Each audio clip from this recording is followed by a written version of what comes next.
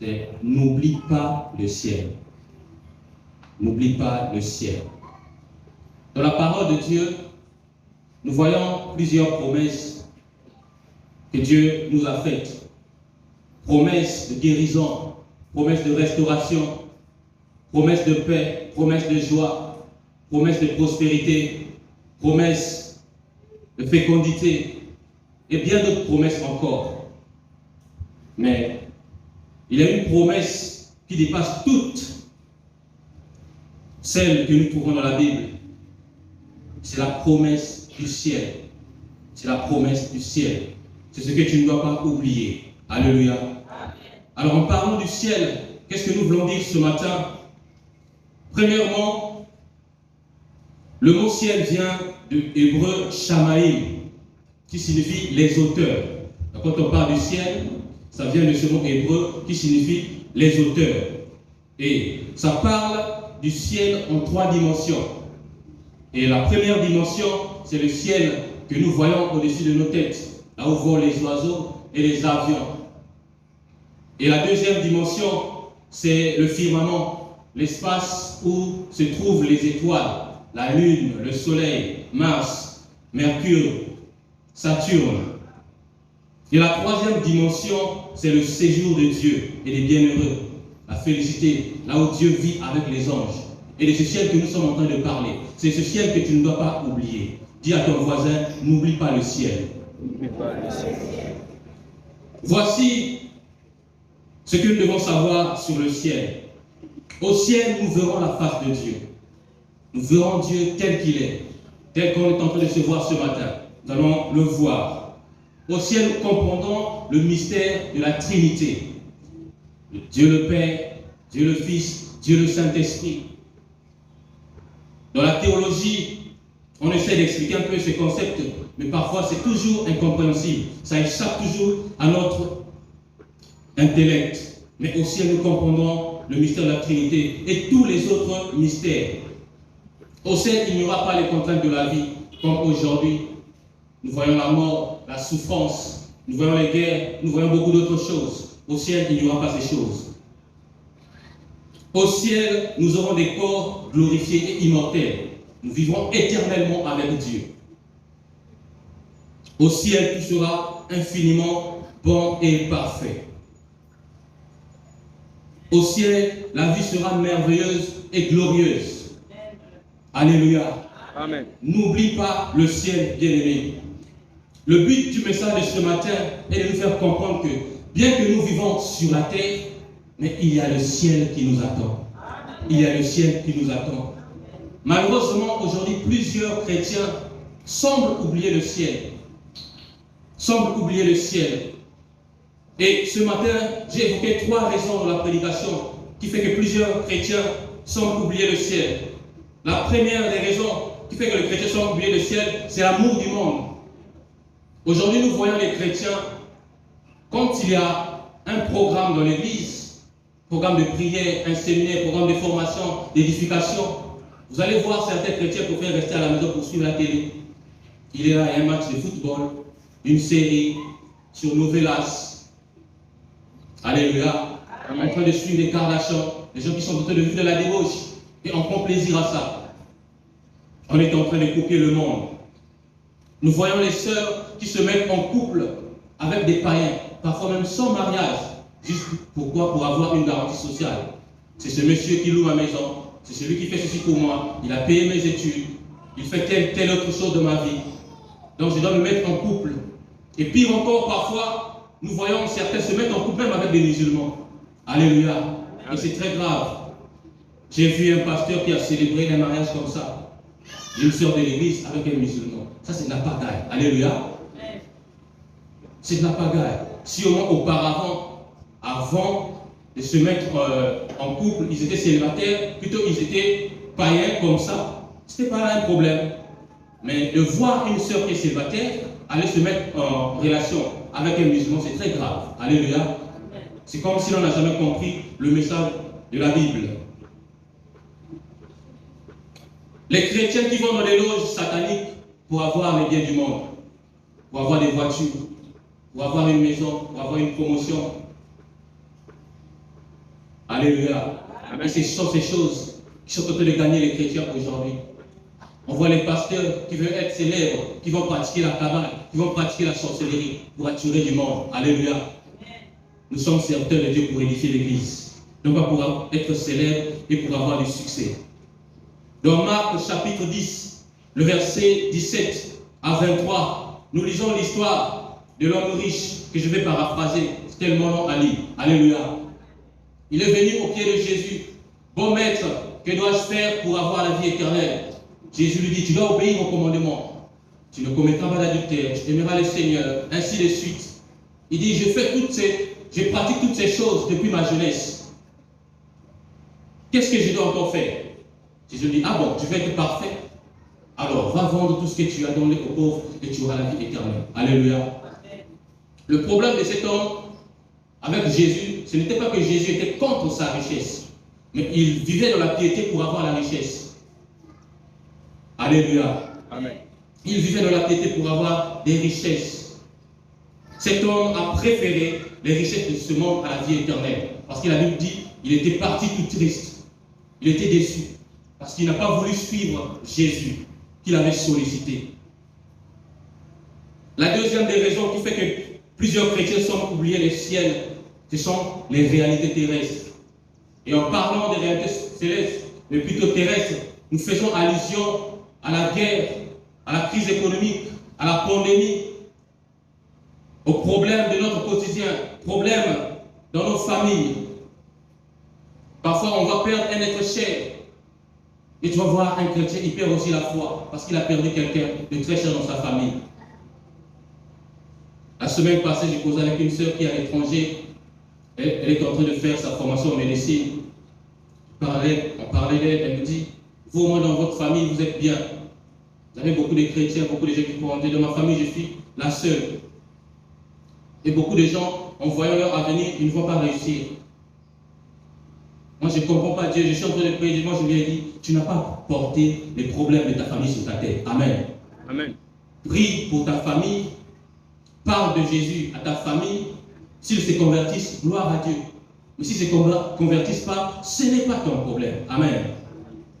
Parce que c'est Dieu qui convainc. C'est Dieu qui touche. Et elle était démoralisée.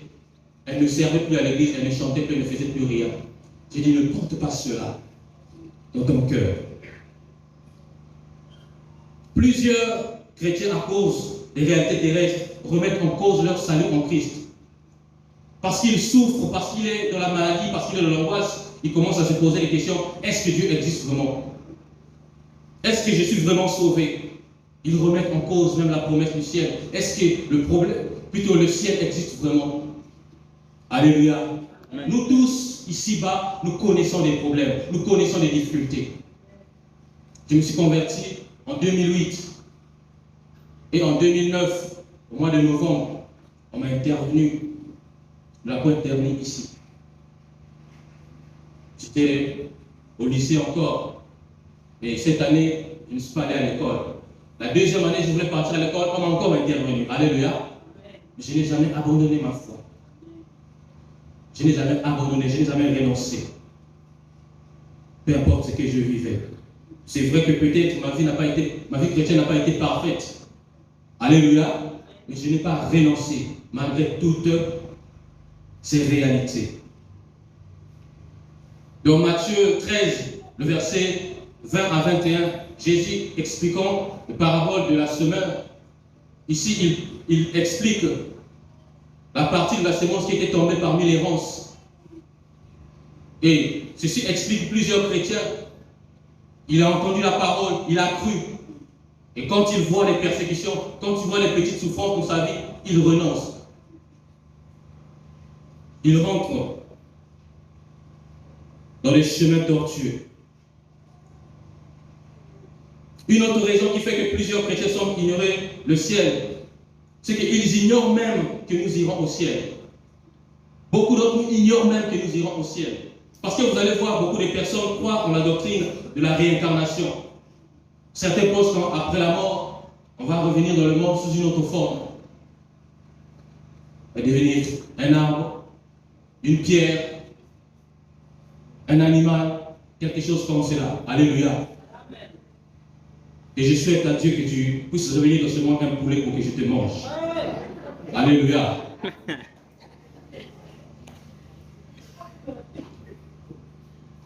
Il y a de ceux qui croient que nous sommes à la fois à l'enfer et au paradis.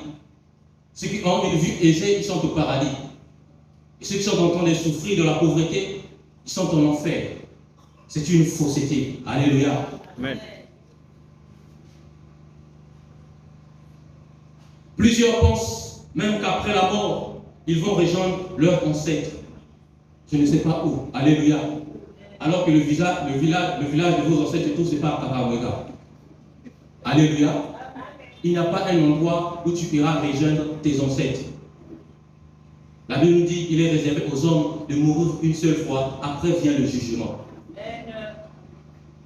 Et voilà pourquoi vous allez voir des pratiques bizarres. Certains, avant de s'asseoir, parfois, ils frappent d'abord. D'autres, quand tu finis de manger, ils jettent quelque chose pour que tu dire. Alléluia. De telles pratiques. Mais en ce jour, Dieu interpelle chacun de nous à prendre conscience de l'existence du ciel. De l'existence du ciel. Nous devons prendre conscience, mes bien-aimés, que nous avons le ciel qui nous attend. Alors, comment faire pour ne pas oublier le ciel? Premièrement, ne pas aimer le monde. Ne pas aimer le monde. Dans Jean, nous allons lire ce passage. 1 Jean chapitre 2, le verset 15 à 17. Il est écrit, n'aimez pas le monde, ni ce qui est dans le monde. Si quelqu'un aime le monde, l'amour du Père n'est point en lui. On ne fait tout ce qui est dans le monde, la convoitise qui est dans l'homme, la convoitise des yeux et l'orgueil dû aux richesses, vient non du Père, mais du monde. Or, le monde passe, sa convoitise aussi, mais celui qui fait la volonté de Dieu demeure éternellement. Le monde va passer. Tout ce que nous sommes en train de voir, ça va passer. Voyez-vous, si on ressuscite les gens de l'Antiquité, comme des Abraham, ils voient aujourd'hui notre monde, ils diront qu'ils sont ailleurs, alors que c'est la même terre. Pourquoi? Parce que le monde a évolué, le monde a changé. Le monde ne cessera jamais d'inventer, le monde ne cessera jamais d'innover, le monde ne cessera jamais de nous proposer des choses. Mais cela ne doit pas nous faire oublier le ciel. Si attrayant que puissent paraître les philosophies, les idéologies du monde, ainsi que bien des choses qu'ils offrent, cette apparence est trompeuse. Leur véritable nature est mauvaise, néfaste, destructrice et satanique. Alléluia. N'attribuons pas toute invention dans le monde que c'est Dieu qui a donné l'intelligence à l'homme. Non. Alléluia. N'attribuons pas toute invention que c'est Dieu qui a donné l'intelligence. Alors nous dirons aussi, la bombe qu'on appelle Satan 2, c'est Dieu aussi. Alléluia. Puisque c'est l'homme qui en a fabriqué par son intelligence. L'inspiration peut aussi venir du diable. Ce sont des idées porteuses de mort qui s'élèvent contre la connaissance de Dieu et maintiennent prisonnière l'âme des hommes. J'étais à Brazzaville, ma petite cousine qui était là-bas. Elle fait un iPhone. Alléluia. Elle est encore à l'école. Elle fait du bruit à la maison. Et quand je suis arrivé, on me dit, regarde, il y a ta soeur qui veut qu'on achète un iPhone. Je dis, ah bon? Moi-même, mon portable a coûté 30 000. Alléluia. Et toi, tu veux un iPhone? J'ai dit à ma tante, si vous achetez un iPhone, vous me donnez 3 fois l'argent que vous allez acheter cet iPhone. Alléluia. Mais comment on va se battre pour ça?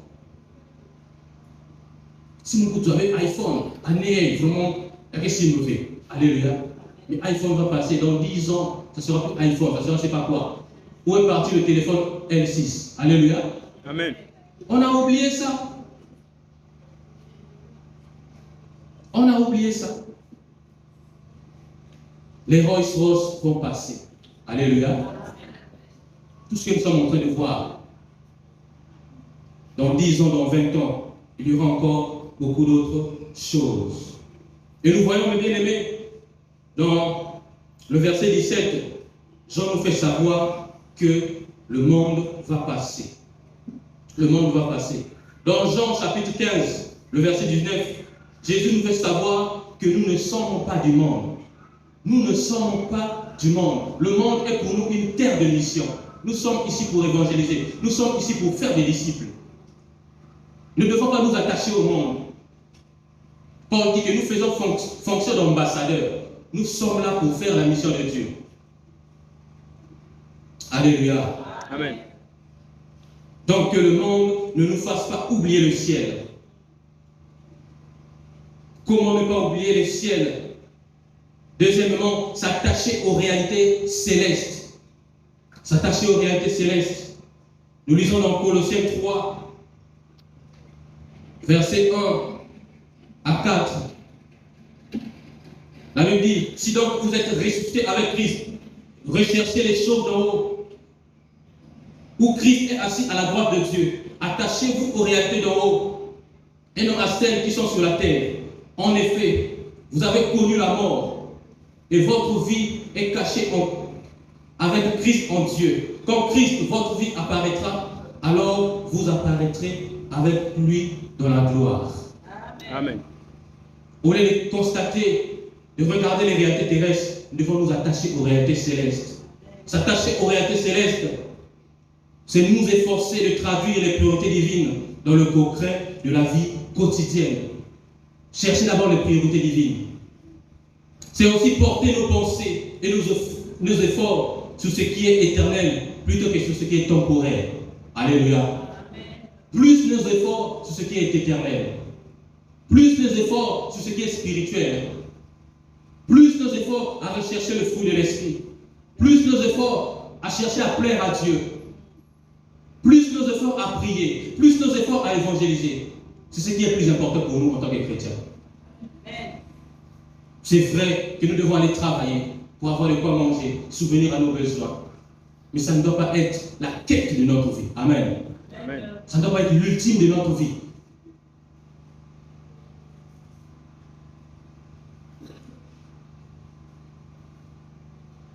Et ce qui est éternel, c'est ce qui est du ciel. Le Seigneur nous a dit dans Matthieu 6, le verset 33, recherchez premièrement le royaume et la justice de Dieu. Et tout ce que vous cherchez va vous être donné par-dessus tout. Alléluia. Amen. Notre priorité doit être les choses du royaume et la justice de Dieu. Où est ta priorité ce matin?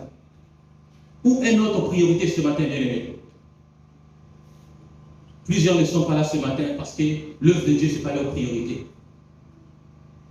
Si vous partez aujourd'hui dans les maisons de plusieurs qui sont absents, vous allez voir, vous êtes de faire la lessive, la vaisselle, sont de suivre un programme télévisé qui a fait, ah non, je vais suivre ce programme-là, je n'irai pas à l'église. Alléluia. Ce n'est pas une bonne attitude. La troisième des choses à faire pour ne pas oublier le ciel, c'est que nous ne devons pas ignorer que nous irons au ciel. N'ignore pas que tu vas aller au ciel. N'ignore pas cela. Dis à ton voisin, n'ignore pas que tu vas aller au ciel. Kuzima veut que quelqu'un puisse analyser. Alléluia. On quitte tout bas. Kuzima n'avait. Kobo salate que okokele lola. Tout ça va l'église là. Dans quelques jours, quelques semaines, on peut vous annoncer le frère Mike est mort. Alléluia. On peut vous annoncer cela, cela peut arriver. Toutefois, on peut mourir. Toutefois, on peut quitter ce monde. Toutefois, on peut quitter ce corps. Ce qui est plus important, c'est de savoir que j'irai au ciel. Je vais rejoindre le Seigneur. Amen.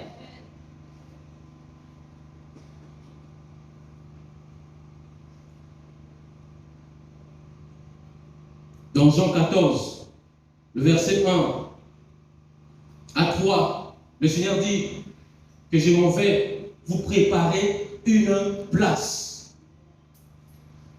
auprès du Père. Je m'en vais vous préparer une place. Le ciel est une réalité. Et bien aimé, nous irons au ciel puisque le Seigneur est allé nous préparer la place. Dans 2 Pierre, le verset 3 plutôt le chapitre 3, le verset 13.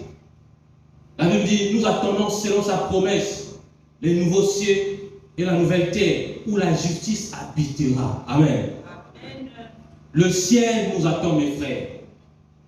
Le ciel nous attend, mes sœurs. N'oublions pas cela. N'oublions pas cela, mes frères. Si ta relation n'est pas bonne avec Dieu, change aujourd'hui. Amen. Si tu vis dans le péché, réponds-toi aujourd'hui. Si ta relation n'est pas bonne avec Dieu, réconcilie-toi avec Dieu aujourd'hui. Si tu es dans les choses bizarres, sors aujourd'hui. La Bible nous dit que le jour du Seigneur viendra comme un voleur.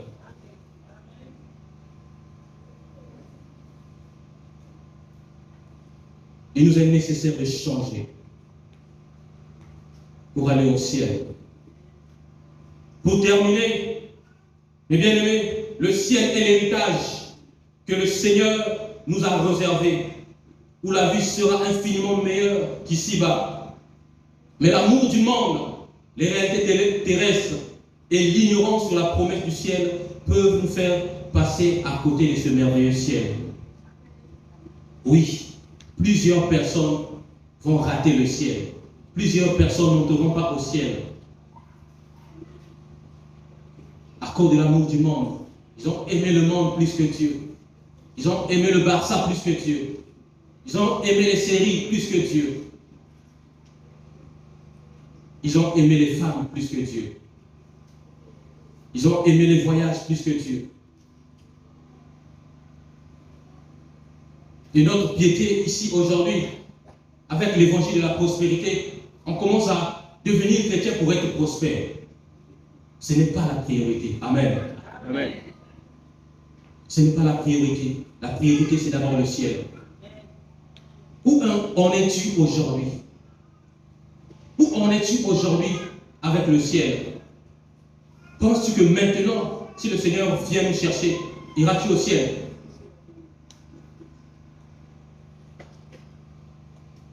Alléluia. Amen. Nous allons baisser nos têtes. Le Seigneur